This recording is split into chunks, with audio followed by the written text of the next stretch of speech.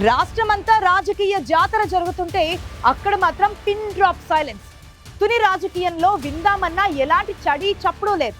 ఆ మధ్య మున్సిపల్ ఎన్నికలలో తారాస్థాయికి చేరిన రాజకీయాలు ఇప్పుడు ఒక్కసారిగా మ్యూట్ మోడ్లోకి వెళ్లిపోయాయి. విపక్ష వైసీపీ అవకాశం కోసం వేచి చూస్తూ ఉండగా కూటమిలో కుమ్మలాటలు సౌండ్ చేయకుండానే చాప కింద నీరులా మారిపోయాయి. యనమల దివ్య ఎమ్మెల్యేగా ఉన్న రామకృష్ణుడు ఏం చేస్తున్నారు? తుని రాజకీయాలలో అసలు ఏం జరుగుతోంది? Let's watch.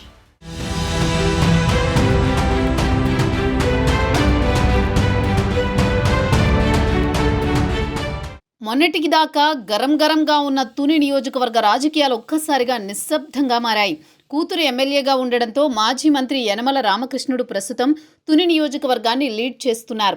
తునిలోని ఫుల్ టైం ఉంటూ కార్యకర్తలకు నాయకులకు దిశానిర్దేశం చేస్తున్నారు. ఎమ్మెల్యే యనమల దివ్య ముఖ్యమైన కార్యక్రమాలన్నింటికీ హాజరవుతూ తండ్రి చాటు బిడ్డనే విమర్శలు రాకుండా జాగ్రత్త పడుతున్నారు. అభివృద్ధి పనులు వేగంగానే జరుగుతున్నాయి.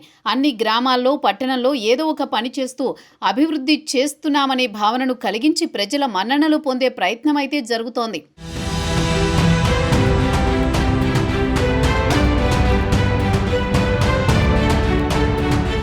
కూటమి అధికారంలోకి వచ్చి ఏడాది మాత్రమే కావడంతో ప్రస్తుతానికైతే ప్రభుత్వంపై ప్రజల్లో ఎలాంటి అసంతృప్తి లేదు. అందుకే నియోజకవర్గంలో ప్రతిపక్ష వైసీపీ కూడా ప్రస్తుతానికి వేచి చూసే ధోరణిలోనే ఉంది. ఇంకొంతకాలం టైం ఇవ్వాలనే ఆలోచనలో వైసీపీ నేతలు ఉన్నట్లు కనిపిస్తోంది. కూటమి పార్టీలైన టీడీపీ, జనసేన, బీజేపీ పైకి కలిసికట్టుగా ఉన్నట్టే అనిపించినా లోపల అసంతృప్తి జ్వాలలు రగులుతున్నాయని నియోజకవర్గంలో టాక్. తమ పార్టీలకు ఆశించినంతగా పదవులు రావడం లేదని మిత్రపక్షాల నేతలు మదనపడుతున్నట్టు సమాచారం.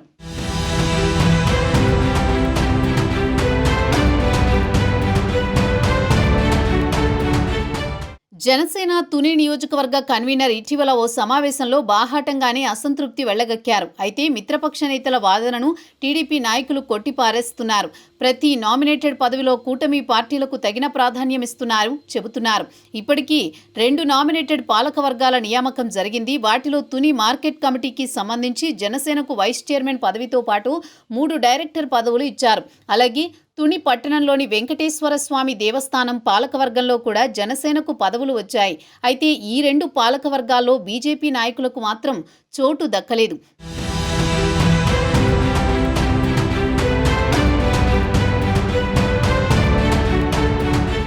తుని నియోజకవర్గంలో జనసేన, బీజేపీ నాయకత్వ లోపం ఉంది.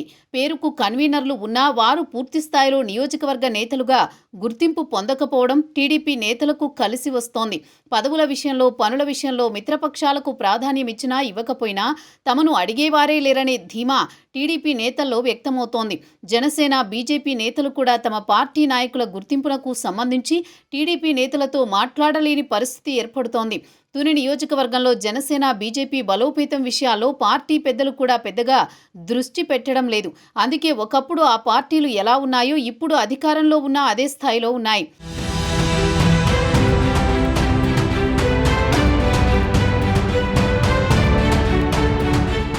మరోవైపు తుని నియోజకవర్గ జనసేన 2 గ్రూపులు నడుస్తున్నాయి.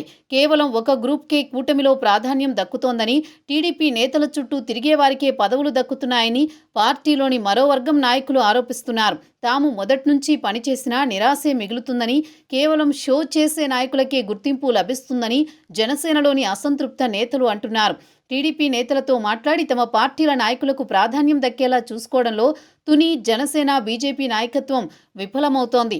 మొత్తానికి తునిలో పాలన విషయంలో పెద్దగా విమర్శలు లేకపోయినా కూటమి పార్టీలో మాత్రం అంతర్లీనంగా అసంతృప్తి తీవ్రస్థాయిలోనే ఉందని రాజకీయ విశ్లేషకులు భావిస్తున్నారు.